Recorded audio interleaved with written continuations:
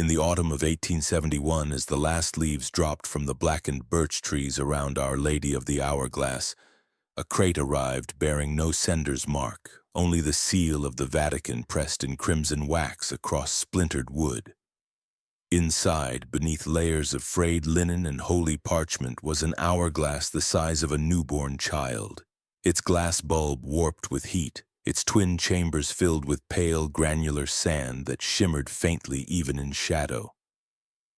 A note, written in Latin and signed by a Monsignor whose name would never appear in official records, claimed the sand had been blessed through the sacrament of preservation and was meant to secure the stillness of wayward souls.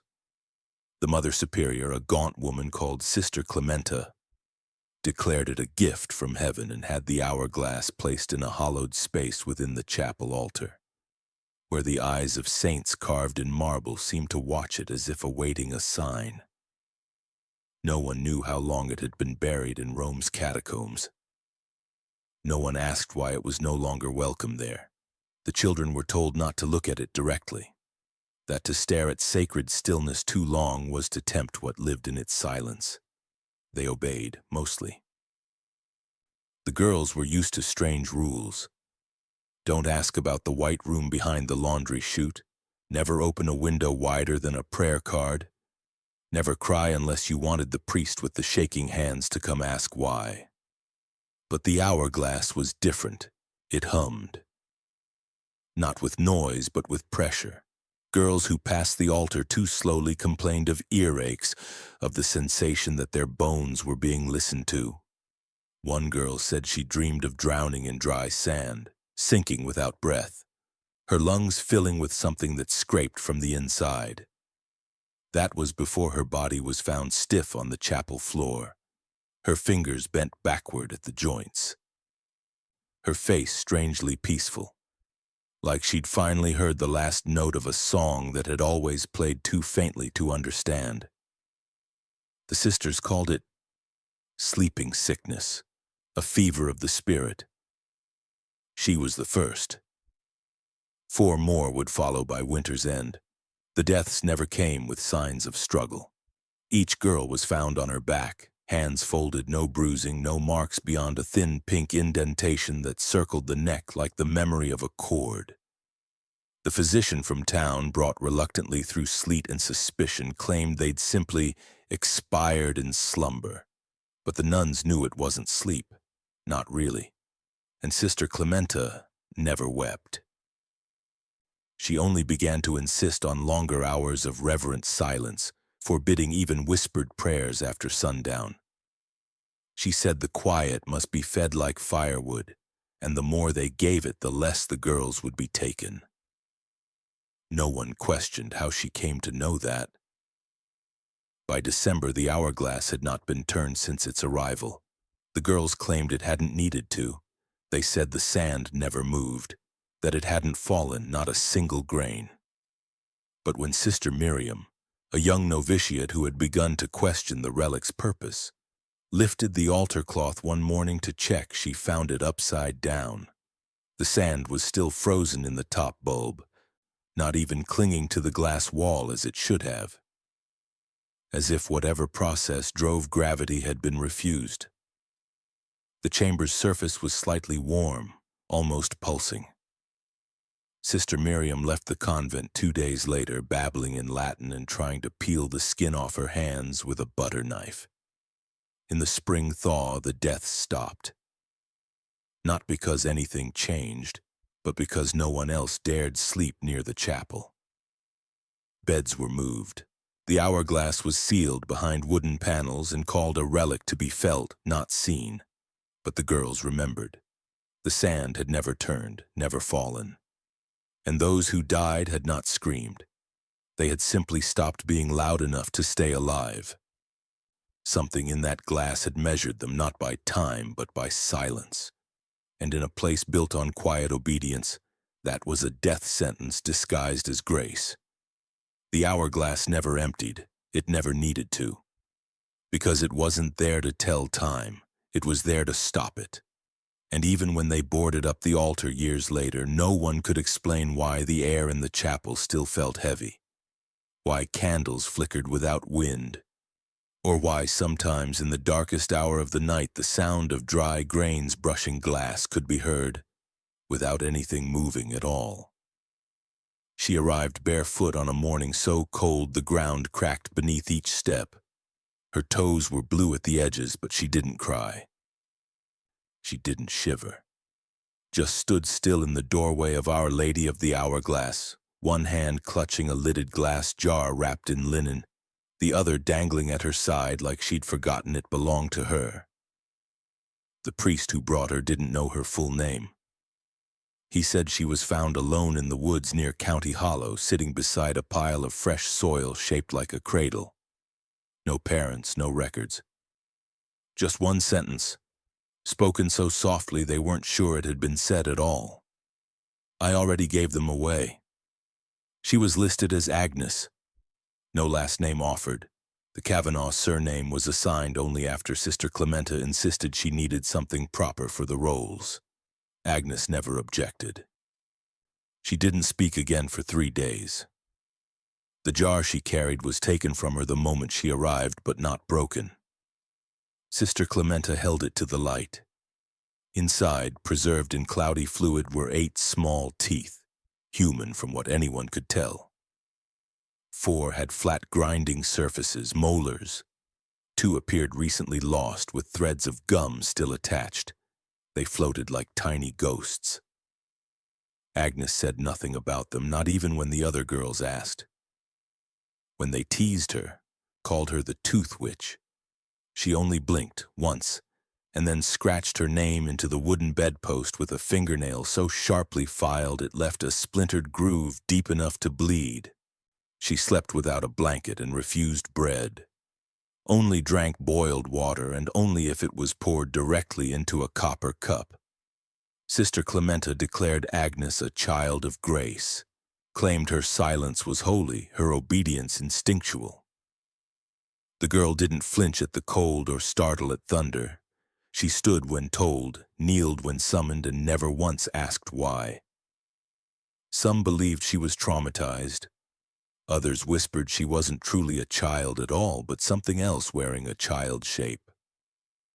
At night, the dormitory girls said Agnes would sit cross-legged beneath the frost-fogged window pane and whisper in a language that didn't sound like words. Just breath shaped into rhythm. They swore she wasn't speaking to God. She was speaking to herself, or to the version of herself she could see in the glass, barely illuminated by moonlight, mouthing things back to her a moment too late. Within the first month of her arrival, 2 girls were transferred without explanation. Their beds stripped overnight, their belongings burned in the boiler room. One had been caught mimicking Agnes, sitting still too long, twisting her hands into unnatural folds. The other had said she dreamed of Agnes pulling her teeth out with velvet-gloved fingers and placing them into the jar while humming a hymn no one at the convent remembered teaching. The Mother Superior dismissed it all as nonsense, said that in houses full of lost children, imagination often filled the cracks left by absence. But cracks widened in strange places. One morning, the chapel walls were found scraped raw just above the kneeling rails, long, shallow gouges that looked like they'd been made by someone dragging sharpened bone across plaster. When questioned, Agnes simply looked past the nun and blinked once again, slow and deliberate. Her fingernails were clean that morning, but a sliver of white enamel was discovered tucked behind her pillow, worn smooth on one side, like it had been held often. That night, another girl claimed she saw Agnes pressing her ear to the stone wall beside the altar, humming again. Slower this time, like a lullaby made only of breath and pauses. She said the girl was waiting to hear something hum back. By the 2nd month, the Mother Superior began isolating Agnes from the others, not out of concern, but protection. She called her fragile in spirit, but sound in purpose. She allowed her to sleep in the chamber behind the vestry where the old hourglass once stood, an unheated room with no windows and only one small mirror nailed to the far wall. There, Agnes slept facing the mirror, eyes open, unmoving until sunrise. No one ever saw her cry. No one ever heard her laugh. But when she smiled, the other children swore it made them feel like they were standing too close to something not yet named, a kind of stillness that pulled warmth from the air and memory from the mind. And when she prayed, she didn't close her eyes. She watched, always watched, as if waiting for someone else to blink first.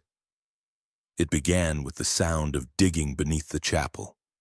Not the measured rhythm of workers shaping earth, but a kind of scraping, irregular like something clawing its way through stone with dull metal. The nun said it was construction, a new space for reflection and correction, a place for the girls to pray in solitude and learn stillness. They called it the Chamber of Sanctity, though the name never made it onto paper. The workers brought in from a neighboring town were paid to speak to no one, their meals delivered outside the gate, their eyes cast down whenever they crossed the courtyard. When asked what they were building, one man whispered a single phrase before quitting the same night. It has no corners. Beneath the convent's foundation, through a narrow stairwell locked by 3 separate keys, the room took shape in silence. The floor plan was not square or circular, but hexagonal. 6 walls of polished tin pressed together so precisely that no shadow could settle. The light inside came from a single oil lamp chained to the ceiling. Every surface reflected that flicker, multiplying the flame endlessly in warped liquid shapes. When the door was closed, the room echoed not with sound, but with breath. One's own, bouncing back louder than expected, as though being breathed by something else entirely. The first girl sent there was a child named Miriam, just 9, who had spoken during morning prayer. She was told to sit in silence until her voice was forgotten. She returned after 13 hours with blood in her ears and her shoes untied, her laces missing entirely. When asked what she had seen, she simply opened her mouth, not to speak, but to show her tongue, which bore a single line of red running down its center like a suture mark. She never spoke again, not a word, not a sound. At night she pulled her blanket over her head and clawed softly at the bed frame until sleep or exhaustion claimed her. The other girls learned not to speak her name aloud, as if doing so might reopen something the room had sealed shut. Punishment changed after that. It wasn't physical, not exactly. No canes or straps, no visible bruises, just long hours in the chamber. A nun would take you by the wrist, never harshly, and walk you to the basement door. They'd say, "Let your reflection teach you humility." Then they'd lock you in. The room did not echo screams. Girls learned quickly not to make any. What the tin reflected wasn't your face, but the moment it changed. The first twitch of fear, the first crack in the expression, the instant you realized the mirrors weren't showing you what was real. Not exactly. They reflected too much. The more you looked, the more you saw yourself doing things you hadn't done, blinking when you hadn't blinked, smiling when your lips were still. At a certain point, every girl broke. They all came out smaller. One returned with her fingernails filed into sharp points. Not bitten, filed, as if done by hand or someone else's. She wouldn't stop tapping them together, a soft chittering sound like beetle legs on glass. When asked how it happened, she only said, they needed to match the girl in the walls. No one understood what that meant, but the tapping never stopped. She was eventually moved to the infirmary where she lay motionless, staring at the ceiling, her hands folded like claws across her chest. She died months later. Cause of death listed as digestive failure, though her stomach contents were never made public. Agnes Cavanaugh was never sent to the chamber, not once. She passed by it often and once was seen sitting on the stairs just outside its door, murmuring softly to the keyhole. The nun who found her claimed she was trying to hear something from inside, though the room was empty. When asked what she'd been saying, Agnes simply said, "Teaching it how to wait." Her fingernails had begun to take on a strange curve by then. Not dirty, but too smooth, too white, almost translucent at the edges. She filed them herself using the edge of her bed frame. Rumors spread among the older girls that the chamber had been designed by a man who'd studied acoustics, someone from Rome who believed that flat corners bred disobedience, that sharp angles fractured the soul. The Mother Superior never confirmed it, but she had a way of gazing toward the cellar with a fondness that made the others uneasy, as if what was built down there wasn't punishment but communion, a sacred space that knew how to listen without judgment, how to reflect only what was necessary. One girl swore she saw Agnes slip into the chamber alone one night and return without opening the door. She said the mirrors liked her, that they moved for her, folded inward like petals and let her pass. No one believed it, but after that night the oil lamp in the ceiling no longer needed to be lit. It burned on its own and never once ran dry. Leila Cavanaugh arrived in the middle of a sunless morning, carried in the back of a wagon used for coal and communion wine.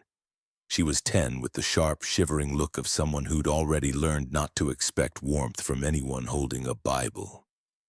Her clothes were stiff with ash, her hair unevenly cut, and she wore a necklace made of button threads and bird bones that the nuns took from her immediately, though not without difficulty. The driver said nothing about where she came from, just handed over a folded note that read, "Sister to the Quiet One."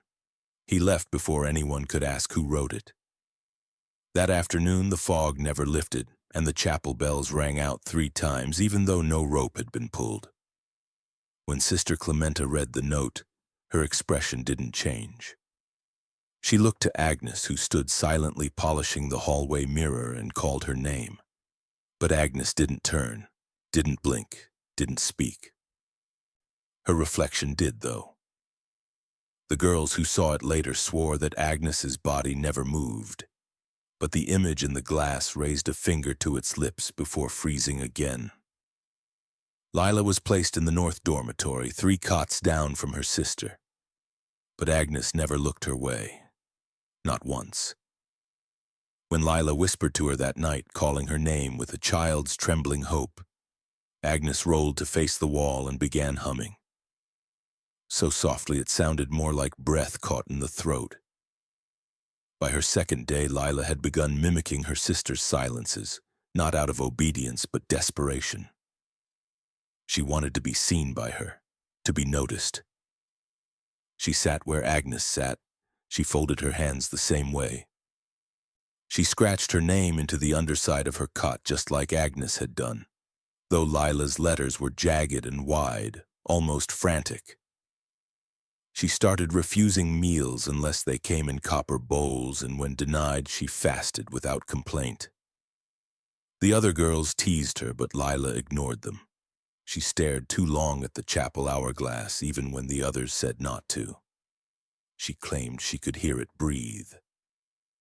On the 7th night, Sister Miriam found her crouched beside the altar, holding her finger in a candle's open flame, watching her skin bubble with eerie calm. When pulled away, Lila blinked slowly like she was waking from sleep and whispered, "She told me that's how you stay awake. The heat keeps the mirrors out." Her hand blistered down to the palm, but she didn't cry. The burns weren't treated for days, only wrapped in dry cloth. Sister Clementa called them a lesson. "Pain teaches what prayer cannot," she said, and Lila never questioned it. The older girls began to fear her, not because of what she did, but because of how quickly she stopped reacting. She flinched at nothing. Shadows, thunder, the snap of switches. None of it moved her. She sat still for hours, watching Agnes without expression, mirroring her movements like she was learning a dance only she could see.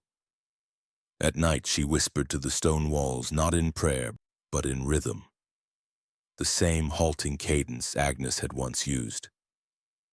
Some claimed the sisters had carved symbols into the walls near Lila's bed, tiny crosses made of teeth. Others said the teeth were real. No one dared check for long. Agnes never acknowledged her.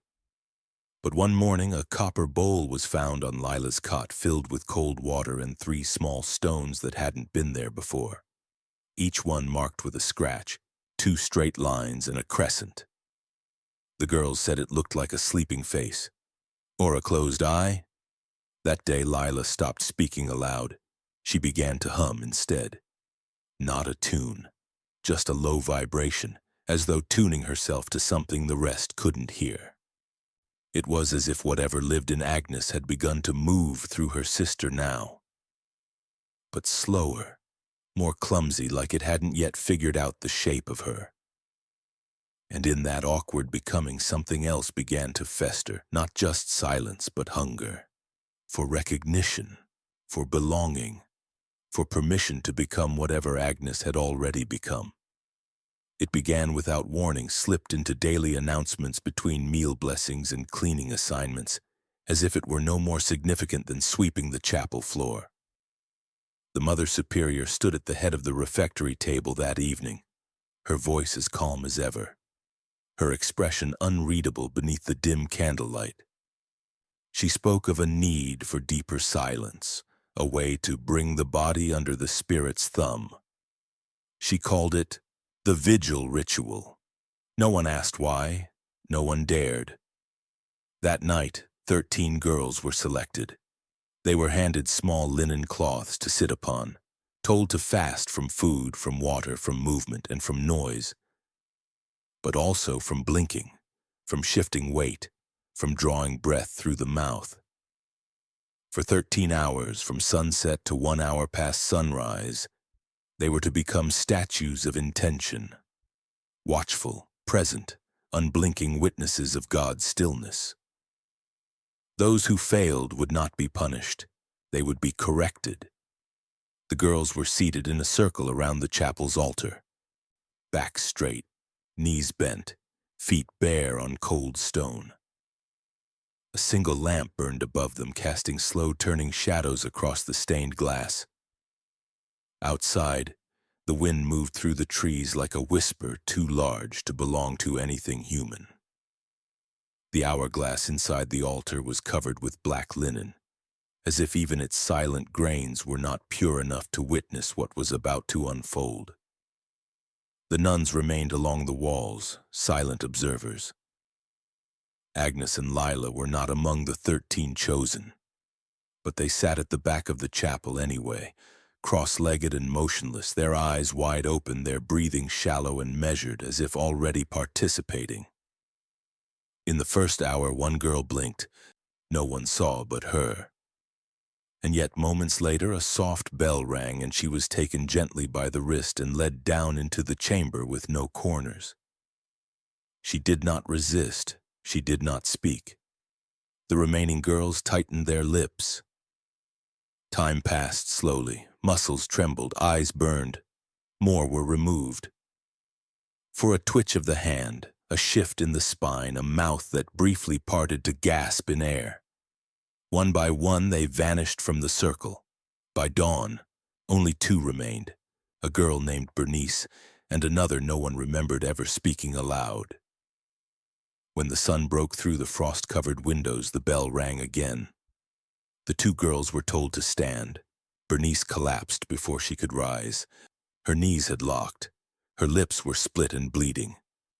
She was carried to the infirmary where she babbled about a voice inside the hourglass that kept repeating her name in rhythm with her own heartbeat. Her eyes didn't track light for several days. The other girl, the silent one, remained standing. Her posture hadn't changed, her eyes hadn't closed, but she was not breathing. Not through the mouth, not through the nose. Her chest did not rise. Her skin was cold but dry. And when a nun placed a hand on her shoulder, she toppled backward like a cut marionette. Her body did not stiffen in death. It remained pliable, peaceful, as if she had practiced being still for longer than any child should know how. The girls not chosen for the vigil were not exempt. The following week, Sister Clementa announced the ritual would become weekly and, over time, mandatory. To live in stillness is to escape the corruption of motion, she said, her voice flat with certainty. The girls were told to prepare their bodies. Blink less, swallow less, think slower, dream narrower. The infirmary began to fill with girls who fainted from sleep deprivation or bit through their tongues from trying not to yawn. But the punishments were quiet, clinical. No lashes, no screams, just isolation. Correction. Lila began holding her breath for longer periods, practicing alone beneath the chapel stairs. Her face would flush deep red, then pale, then purple. When she finally gasped, it was always through her nose, a slow, deliberate intake as though inhaling something sacred. Agnes, meanwhile, had stopped blinking entirely. At least no one ever saw her do it. She sat for hours in the dormitory mirror's reflection, her eyes wide, her gaze fixed not on herself but something behind her, or beneath her. The glass sometimes fogged only around her face, even when the room was cold. The other girls stopped looking at her directly. They began calling her the Watch in whispered tones, unsure if it was an insult or a title. No one questioned why the rituals grew harsher, why the hours increased, why the chapel bell sometimes rang on its own even when the rope lay still, or why Sister Clementa now wore gloves at all times, even during communion. But some began to notice that the hourglass, the one that had once frozen, unmoving, now shed a thin line of dust each morning. Not much. Just enough to suggest movement. Just enough to make the girls wonder what it was counting down to, and who it had chosen next to measure. She came through the gate on a morning that felt wrong, a day that seemed to reject its own existence. The fog was too thick for sunrise to penetrate, and the bell in the chapel tower rang 6 times, though no hand had touched the rope. Clara Cavanaugh was 6 years old, shoeless like the others, her white dress soaked and shredded at the hem. She wasn't crying. Her face was hollow, almost unfinished, like a doll still being shaped. She carried no belongings, only a small glass bead threaded onto a leather string around her neck. When the groundskeeper asked where she came from, she said flatly, "The basement, but not yours." When Sister Clementa pressed for her parents' names, Clara tilted her head and said, "They dissolved in the cellar. I heard it." She was given the surname Cavanaugh without question. The nuns didn't ask how she knew it. They only wrote it down and assigned her a cot 3 beds over from Lila, who had begun sleeping with her eyes half open. Clara was smaller than the others, but she did not seem afraid. Her gaze wandered constantly, tracking things no one else could see. She flinched at lit candles and blinked whenever bells rang. She refused to sleep unless someone watched her. Not to protect her, she said, but to catch the parts that fell off. Within 2 days, she was assigned light monitor duty, a role usually reserved for older girls. It meant walking the hallways after dusk, ensuring that every oil lamp remained burning. It was a quiet task, solitary and sacred. Sister Clementa said the duty required a child of natural stillness. Clara accepted without speaking. That night she lit the hallway lanterns with practiced hands, her eyes flicking over the flames like she was reading something in the way they danced. The dormitory that evening was unusually cold. The windows sweated from the inside, and the mirror near the staircase had gone completely black, as if refusing to reflect. The girls huddled under wool blankets, whispering about Clara's necklace, which now hung heavier than it should have, dragging downward like something was pulling from beneath the floor. Lila watched her new sister with a look that wasn't quite fear, more like recognition. Agnes remained silent, as always, but stood outside the chapel door long after the others had gone to sleep. Her hands clasped behind her back, head tilted as if listening through the walls. Sometime past midnight, every lamp in the convent extinguished at once. Not with a gust or a crash, but a slow dying, like breath held too long. The flames folded inward and vanished. Even the pilot lights in the kitchen stoves dimmed to embers. The halls were drowned in total blackness. And then, a sound. Wet, sticky, muffled, like hands pressing down on wax paper. The girls woke to find the dormitory door ajar, the hallway colder than outside air, and Clara sitting at the foot of her own cot, eyes wide open, her hands dipped in something white and warm that clung to her skin in thick drips. They found the body of Delia Horn just before dawn, curled beneath the altar table, her lips sealed shut with wax poured fresh and smoothed over with a small wooden spoon left beside her head. Her hands were folded neatly, her eyes open but glazed. There were no signs of a struggle, no burns, no bruises. Just the silence of someone preserved, not dead, not alive, but paused. Sister Clementa ordered the wax scraped away before the physician arrived. She called it an act of mischief, a prank turned tragic. But no one believed that. Not really. Clara did not speak of what happened, but that morning the wick of every lantern she touched caught flame instantly, as if recognizing her. She walked slowly from room to room, relighting the halls, trailing faint white footprints behind her that never quite faded. No one removed her from light monitor duty. No one asked why she'd been kneeling in the dark with her palms cupped upward as if waiting to catch something, or why the wax on her hands had hardened into crescent shapes like fingernail impressions pressed in from the inside. From that night forward, no girl slept without a candle beside her bed.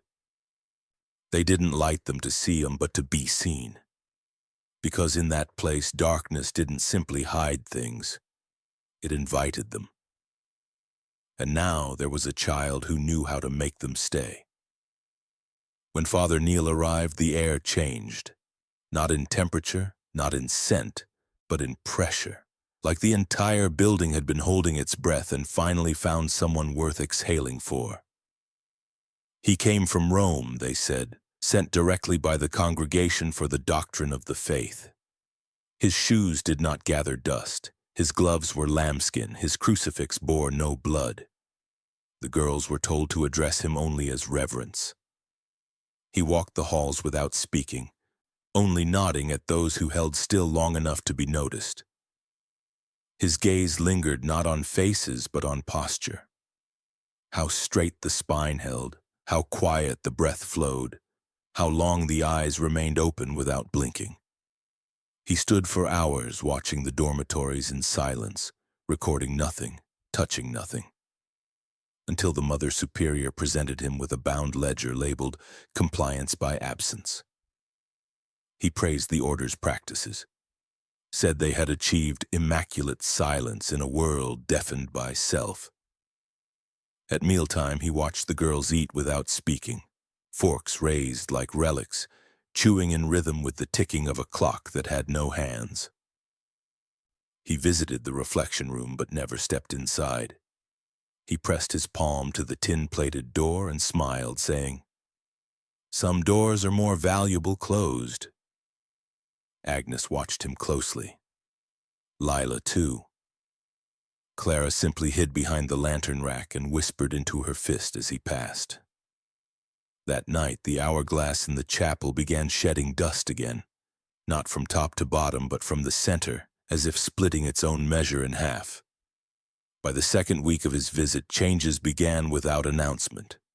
A new term was introduced during prayer: external interference.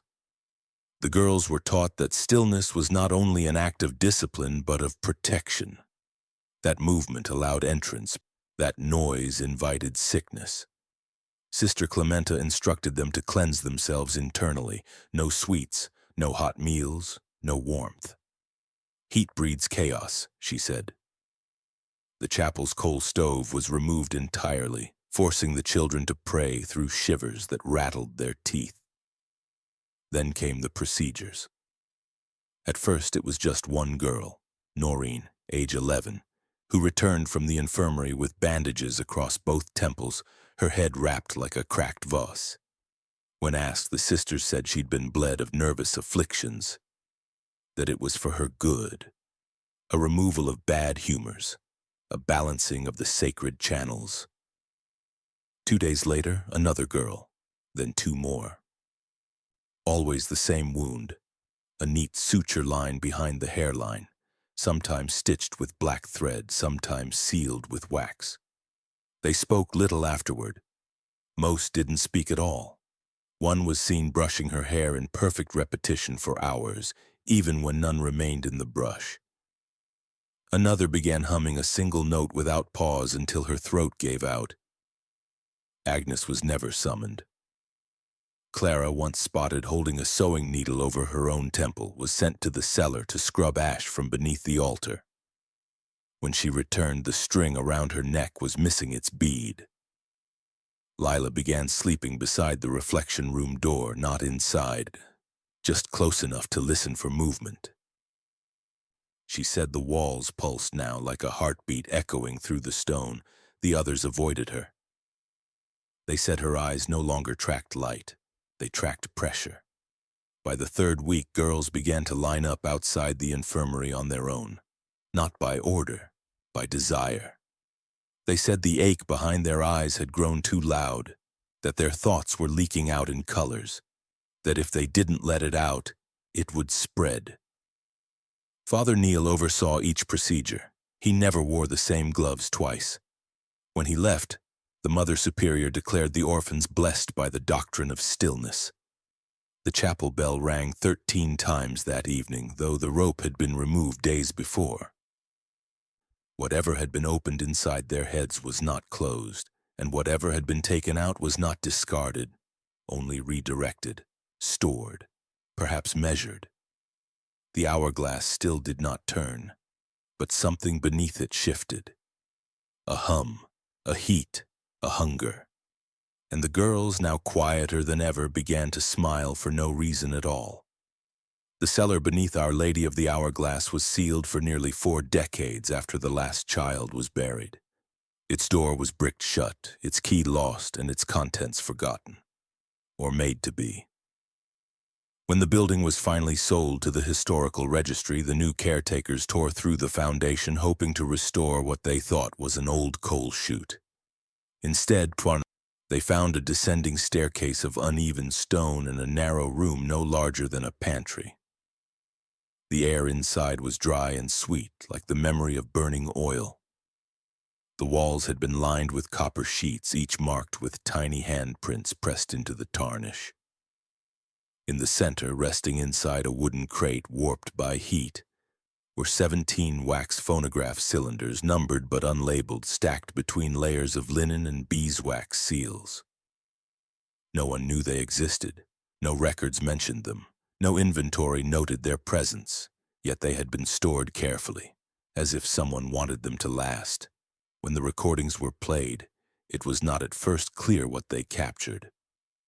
The first cylinders were filled with long silences punctuated by faint rhythmic tapping, slow, deliberate, and distant, like fingernails on a table in another room. On some, the tapping paused just before the sound of a long exhale, the kind that vibrates as it leaves the throat. Then nothing, a void, until the next tap resumed, always in the same pattern. Some archivists claimed it matched the pulse rate of a child at rest. Others thought it mimicked a vigil bell, 13 beats, then silence. No voices were present on the first 4 recordings, just taps and breath and the ache of something trying to hold still. The 5th cylinder cracked on playback. The 6th hissed and stuttered, but what emerged was unmistakable. A girl's voice, high and hollow, reciting Latin phrases between ragged sobs. The cadence was liturgical, the sound of someone forced to read from memory. Domine, rede, ossa mea in pulver. Lord, return my bones to dust. There was no response, no background noise, just the words repeated again and again, slower each time, as if her mouth were failing to keep up with her own voice. By the 8th recording, the sobbing was joined by a second voice, whispering beneath her, unintelligible but present, as though reciting the same prayer from the other side of a wall. A voice not captured by the machine but reflected into it. Cylinder 11 introduced something else, the sound of wet fabric being pulled tight, like a sheet stretched over a mouth. Then came a series of short, strained inhalations, broken by a thud and a long, scraping noise, as though a chair had been dragged across the cellar floor. A third voice began humming then, off-key and too close to the receiver. The humming continued for 3 entire cylinders. It never paused. It never changed pitch. It was the sound of someone who had forgotten what silence meant and was afraid to remember. But it was the final recording that ended any speculation. It began abruptly, no lead-in, no tapping, just a breath taken too quickly, followed by a child's whisper that cracked halfway through a sentence. The voice was young, female, and almost eager, like she had been waiting for someone to listen. She said, "She sewed my breath shut." Then nothing, no scream, no sob, just a single tap against the cylinder's wax, one last heartbeat, and the static swallowing what remained. The recordings were never made public. Those who heard them firsthand said they felt pressure in their jaws afterward, as if something inside had tightened. One man reported nosebleeds for weeks. Another claimed the tapping followed him in dreams, always stopping when he turned his head. And though the original wax has since been locked away, one question remains in the silence they left behind. Were these sounds confessions or instructions? Not a record of suffering, but a method to be preserved. A doctrine passed down not in writing, but in rhythm. Something that waits to be heard again. The orchard behind Our Lady of the Hourglass had never borne fruit. The trees stood tall but hollow, their bark peeling in strips like shedding skin. The soil, though dark and soft, seemed to reject roots. Saplings curled and shriveled without cause, as if the ground beneath them could not tolerate life repeating itself. In the spring of 1891, a group of novices were sent to till the land for planting. A bishop from Boston was scheduled to visit that summer, and the Mother Superior insisted on visible signs of rebirth. The work was slow and strangely quiet. Even the crows that lingered along the convent walls did not call that week. The girls dug row after row in silence until one shovel struck something that did not belong to the earth, something solid and soft only at its edges. What they uncovered was not a coffin, but a child. Upright, buried vertically like a post. Her feet were bound tightly with a rusted rosary, links threaded through the spaces between her toes, cinched to the point of bone. Her arms were folded flat against her chest, the fingers clasped not in prayer, but in a knot of tension. As though twisted into that shape, her mouth was packed with coarse salt and brittle lavender stems now rotted gray and powdering at the tips. Her eyes were open, not wide, not screaming, just slightly parted, as if she had tried to watch herself vanish. There were no burial records, no name, no cross to mark her, no log in the convent's ledger.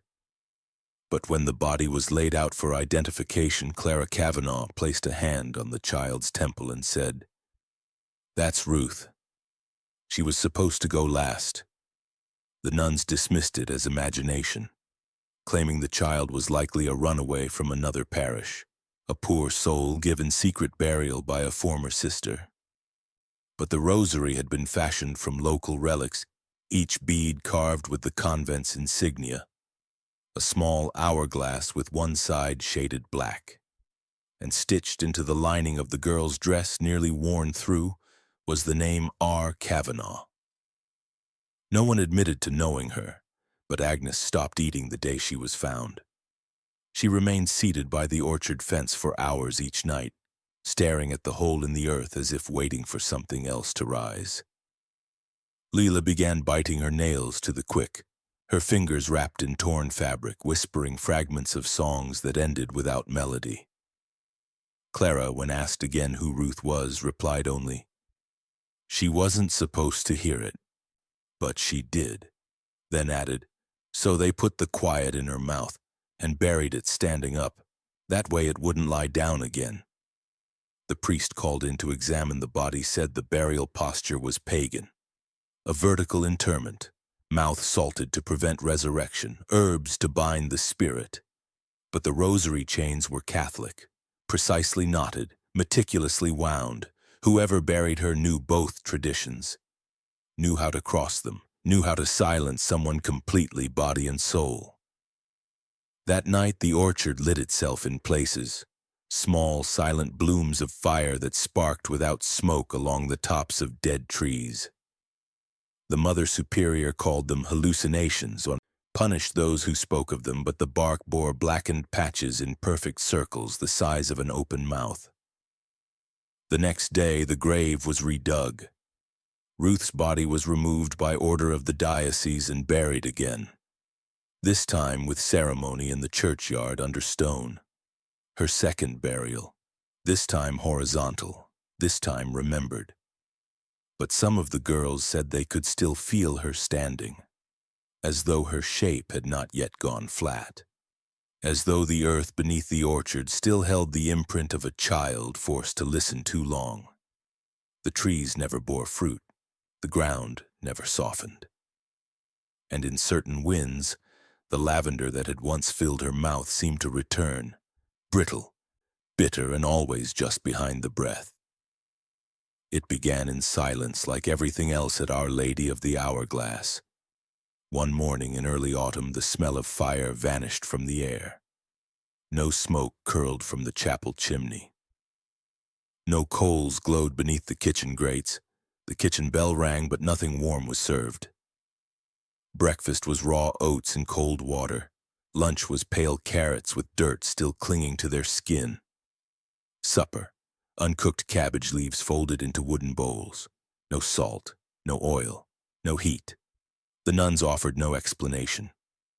Sister Clementa simply folded her hands and said, "Cooked flesh invites the voice. Cold flesh preserves the still." The girls did not protest, not openly. They chewed through the fibrous meals with downcast eyes and swallowed against the ache in their throats. Hunger thinned them out, but it was not starvation that changed them. It was the stillness inside the food. The absence of life was not enough. It had to be unaltered, unspoiled by flame, untouched by desire. It was ritual by denial, a theology of the uncooked. Even communion changed. The sacramental bread was no longer baked, just crushed grain pressed into tight discs that dissolved slowly, bitter and chalk-like. The body of Christ, now flavorless, now cold. Clara adjusted without question. She stopped eating entirely some days, placing her food beneath her cot like an offering. Agnes had already stopped years ago, or so the others believed. Whatever she consumed was never seen, only assumed. But Lila resisted, quietly at first. She began hiding scraps, cabbage leaves tucked into the folds of her nightgown, stolen potatoes kept wrapped in rags beneath the laundry basin. She waited until the nuns were asleep, then crept into the ashes of the old chapel stove, where she struck rocks together until spark caught. The first time she boiled water, it burned her hand. She didn't scream. She simply bit her wrist to silence herself and stirred the pot until the skin blistered. She was caught on her third attempt. A nun found her kneeling beside a dented tin pot, the potato half-cooked, its skin curling in pale steam. The water had gone cloudy. Her fingers were bleeding from picking it apart too early. When asked what she was doing, Lila said, "Trying to make something remember warmth." The next morning she was gone from the dormitory, not relocated, not punished publicly, just absent. Her cot stripped bare, her rosary cut into pieces and left in the basin where she once soaked the roots. The girls were told she had been moved to a cloistered order to recover from defiance. But no letters came. No prayers were requested for her. Only silence. That same night, the smell of boiled starch lingered in the chapel hall, faint, almost sour. At breakfast, the oatmeal was soaked in vinegar. Clara refused it. Agnes stared into her bowl without moving, her breath fogging the surface as if waiting for something beneath it to rise. When the dishes were cleared, one of the younger girls began crying without sound, tears running down her cheeks as her mouth opened and closed like a fish trapped beneath ice. 2 days later, another girl was discovered on the edge of the infirmary bed, her lips sewn at the corners with black thread, her gums raw and exposed. Her teeth had been filed into slivers, not sharp but smooth like polished bone. She did not scream. She could not.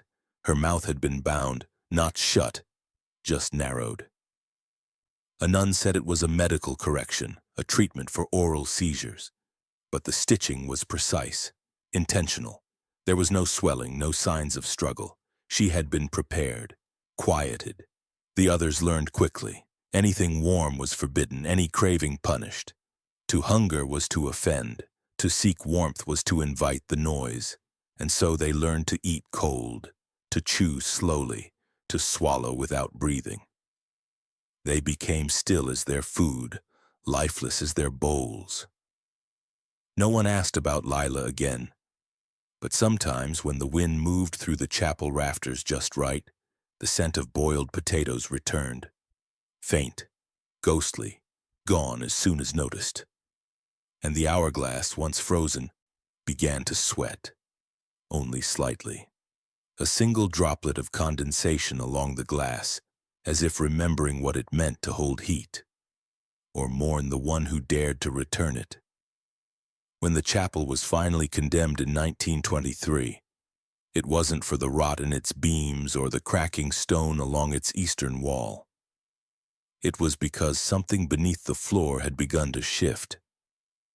Workers sent to reinforce the foundation reported an unsettling softness beneath the altar tiles, like the stone was resting on breath, not bedrock.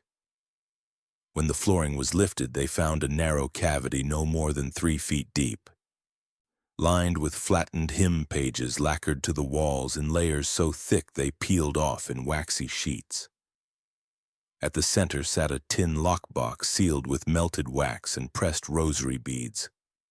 Inside, a single leather-bound ledger, edges worn smooth by years of pressure, its pages brittle and faintly sweet with the scent of pressed lavender and blood. There was no name on the cover, no author, no official stamp. Only a hand-inked phrase in Latin across the spine. Forma est obedient. The body is obedient. Inside were over 100 entries, each spanning a single page, each dedicated to one girl. But these were not attendance logs or prayer records, they were diagrams. Each entry bore hand-sketched illustrations of a child's body folded into contorted positions, annotated in red ink with precise degrees of bend, duration of hold, and most disturbingly, names assigned to the postures: the cherub fold, the kneeling bloom, the silent halo, the cupped tongue. Every shape was inspired not by scripture but by sculpture, twisted mimicry of angelic forms carved into the chapel's walls, except now transposed into the fragile mechanics of living children. There were notations beside each drawing. Breath held for 6 minutes. Ligaments failed at elbow rotation. Mouth fixed in smile required wax setting. One page, labeled Observation 49, Cavanaugh, Clara, displayed a figure curled inward so tightly that the heels nearly touched the shoulders. Her wrists were bound to her shins, her head tilted sideways at a precise 40-degree angle, and a line scrawled beneath read, "Position held without tremble. Subject recited wax prayer until fainting." Another, Entry 31. Cavanaugh Lila bore a posture resembling crucifixion but inverted, arms tied behind her back, legs splayed and nailed into a star. The ink near the base had smeared as if from water damage or someone's hand shaking too much to finish the annotation.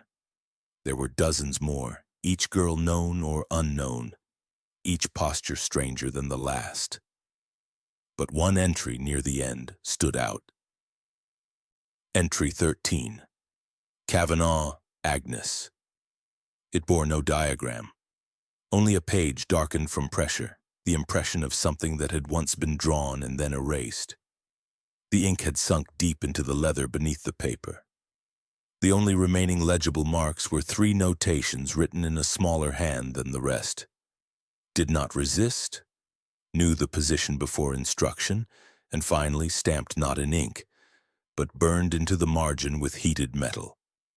Completed. There were no marks like that on any other page, no finality, no confirmation.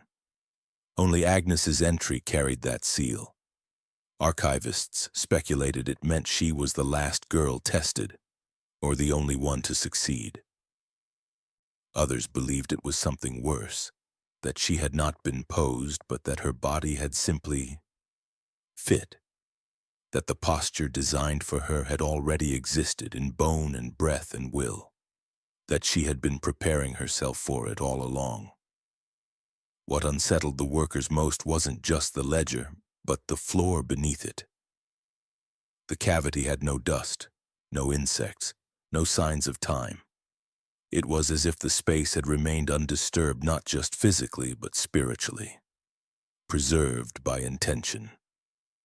Beneath the lockbox they found faint imprints in the paper lining, the outline of a human body curled into one of the very postures described, the winged oath it was called in the ledger. A position in which the shoulder blades were broken inward to resemble angel wings, the jaw dislocated to simulate an open-mouthed hymn. The space was just large enough for a girl Agnes's size. There were no remains, only the lingering pressure of something once held still too long.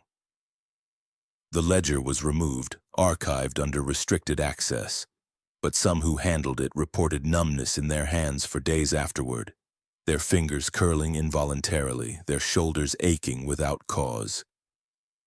One woman claimed she began waking in the middle of the night, posed into fetal shapes she didn't remember choosing. And one archivist, a man with no daughters, woke to find the word completed scratched into the wood beneath his bed in a handwriting not his own. None of the postures in the ledger have been replicated, not for lack of trying, but because the human body, unless prepared from youth, simply cannot hold them. Not without breaking, and even then stillness is not guaranteed. Only Agnes was marked otherwise. Only she carried the seal. The others, it seems, were never finished. The attic had always been sealed. No stairs led to it, no hatch framed in the ceiling.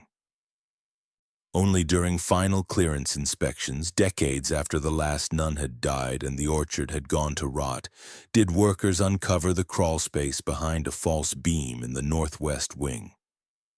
It was small, barely the size of a nursery, its walls warped with heat and soot. The wood groaned when touched as if the silence inside had weight. No windows, no light. Just one narrow entrance through a crawl hole barely wide enough for a grown man's shoulders. Inside, the air smelled of smoke and something sweeter, faintly chemical, like melted candles or scorched sugar. The room had no furniture except for a single rusted bed frame, low to the ground and child-sized, its springs warped into a concave dip like something had slept there too long without moving. But it was the ceiling that drew them still. The entire upper wall was fitted with a single pane of warped, fogged glass, a mirror, bolted to beams with iron nails, its edges sealed in hardened wax. It stretched from one corner to the other, facing directly downward. The kind of mirror that wasn't meant to reflect what you see, but what sees you. It was cracked in 3 places, long fractures running diagonally across its surface, yet still intact enough to hold a shape. In its reflection, the room seemed shallower than it was. The bed appeared almost sunken. And anyone who lay beneath it would have seen themselves not as a person, but as a figure suspended in glass, always watched, never free. Carved into the far wall just above the bed's headboard were the words, "Look without sound." The letters had been scratched deep, not written, etched with something sharp and desperate. A second set of smaller scratches circled the phrase like a border, almost invisible at first, but when cleaned revealed dozens of tiny X's arranged like stars, each marked into the wood with pressure so even it suggested repetition. Practice. Beneath the bed, stuffed between floorboards coated in wax and soot, the workers found a burlap sack. Inside, clumps of long blonde hair, matted and soaked in paraffin, twisted into coils like preserved specimens. Some strands were tied with black ribbon, others singed at the ends. A few were still warm to the touch, though no heat had been in the house for years. The sack's bottom was stained dark, hardened into a waxy film that resisted touch. Along its rim, stitched in uneven thread, was a name. Agnes. Scratched into the floor directly beneath the bed was the same name again, this time carved deep into the wood, with the final S trailing off into a swirl, looping downward until it vanished between planks. It was the only name in the room, no other initials, no other marks, only Agnes. And the mirror, always above, reflecting downward like an eye that forgot how to blink. Theories abounded afterward. Some said it was a punishment room, others a personal ritual chamber, a place where posture, stillness, and silence could be rehearsed in private. But the wax said something else. It wasn't just there to preserve, it was there to seal, to hold something in place. Some speculated that the paraffin-soaked hair had been collected over years, offered in pieces. Sacrifices of self burned and molded into something unspoken. A personal archive, a currency of transformation. After the discovery, the mirror was removed and placed into storage. But it cracked further on the journey down, releasing a puff of air that smelled unmistakably like lavender and raw salt. One of the movers later reported hearing a sound that hadn't come from any person in the building, a long, slow breath drawn through clenched teeth. No one else heard it. But when they unwrapped the mirror for cataloging, the reflection showed not the room it sat in, but the crawl space it came from, still sealed, still empty, except for the bed. And in the mirror on that bed was the faint outline of something lying still, something watching, something waiting, something that had learned how to look without sound. The official record, as written in the Archdiocese Ledger from 1892, is sparse. 4 unnamed graves, marked only as female youth, likely orphans, were relocated from unconsecrated ground behind the orchard wall to the churchyard proper. The document notes the relocation occurred in darkness without ceremony at the directive of ecclesiastical council. No blessing was performed, no name spoken. The hour recorded 12:03 a.m. Each casket bore no inscription, only a wax-stamped seal of the hourglass, blackened at the base, its top bulb faintly cracked. The presiding priest left no homily, only a single note in the margin. May silence follow them. The relocation came after years of whispered unrest. Workers who'd been clearing the grounds for sale had reported tools disappearing overnight, dead birds appearing in perfect rows near the chapel stairs, and, most disturbingly, shallow depressions forming in the orchard earth, like something shifting just beneath the surface. The parish claimed these were signs of poor drainage. But a nun's journal recovered later from the remains of a burnt desk drawer told another story. Sister Adela had served at Our Lady of the Hourglass until her death in 1896. Her writing was sparse, nearly illegible in places, but one entry, dated just after the graves were moved, was underlined twice and pressed so hard into the paper that the ink had bled through. It read, "They took 4, but the 5th was never where they thought. She was always walking. The hourglass does not move when she passes. It listens. At first, few paid this any mind. After all, only 4 grave markers had ever been seen, and those were unmarked, simple stones half sunk into moss. But when the exhumations were carried out, something peculiar occurred. The men assigned to dig found the coffins buried vertically, not lengthwise. All 4 children had been placed upright, arms bound to their sides with rosary twine, heads bowed forward as if in submission. Their mouths were sealed with wax. Their shoes had been removed. One girl held a broken mirror shard between her palms. Another had her eyelids stitched shut with copper thread. No documentation had explained these positions. No orders had been issued for this kind of burial. And yet someone had done it, with care, with intention. The church decided not to investigate further. The remains were placed into new caskets, laid horizontally, and moved beneath the chapel's front steps. Gravel was poured over the new graves to mask the uneven earth. But the night of their reburial, the convent bells rang 13 times at precisely midnight, despite the tower rope having been removed years earlier. Witnesses said the final ring did not echo but fell flat, as though muffled by something dense and close to the ground. It was the 5th that haunted them, the missing one, the one never found. Some said it was Lila Cavanaugh. Others insisted Ruth had never truly been buried, only paused. A few believed it had always been Agnes, not missing but never meant to be found. Not buried because she had outgrown death entirely. One novice, sent to record the names of the dead, reportedly fainted when she reached the orchard. When revived, she whispered that she had seen footprints leading away from the soil. Small, barefoot, pacing in slow, deliberate circles. Her hand trembled as she pointed to the hourglass etched onto her ledger page. "The sand," she said, "it was going up." After that, no more graves were moved. The orchard was left wild, its soil untouched. The hourglass remained sealed in the chapel wall, though a faint humming was said to be heard near it on certain nights. The priest who ordered the exhumation resigned the following year. He refused to say why, only that not all graves are for keeping, and still rumors persisted. Of footsteps heard between the walls, of mirrors fogging in empty rooms, of girls whispering names they were never taught. Agnes, Lila, Ruth, Clara, but always in a list that ended with silence. One name never spoken aloud, only implied by absence. The one who still walked when the hourglass refused to turn. The 5th, the one they never buried, because she never lay still.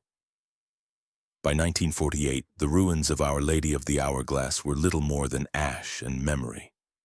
The orchard had withered, the chapel had collapsed, and official records remained vague, scattered or sealed. But there were enough fragments, burned ledgers, unnamed graves, stitched mouths, to warrant change. That year, new legislation passed, requiring external psychological oversight in all child care institutions. The law did not name the convent. It didn't need to. A brass plaque was installed near the chapel foundation. It bore no names, no dates, just one sentence: "In memory of those whose voices were taken in devotion's name." Sometimes visitors leave children's shoes beneath it, sometimes a single stone. The hourglass itself was recovered, now kept under glass in a quiet museum far from the orchard. Its sand remains perfectly still, half full, never shifting. Curators have tried to tilt it. Nothing moves. They say the case fogs when the room is quiet, that children hum near it, unaware of why. No plaque explains what it is, only a tag: "Unknown religious relic, 19th century. But those who know, know. Because true evil doesn't scream, it kneels, it blesses, it teaches children that stillness is holy. That silence is safety. And when it is buried, it doesn't die. It waits." What do you think? Could something like this happen again, in places where silence is praised louder than truth, where names vanish, but the ritual remains?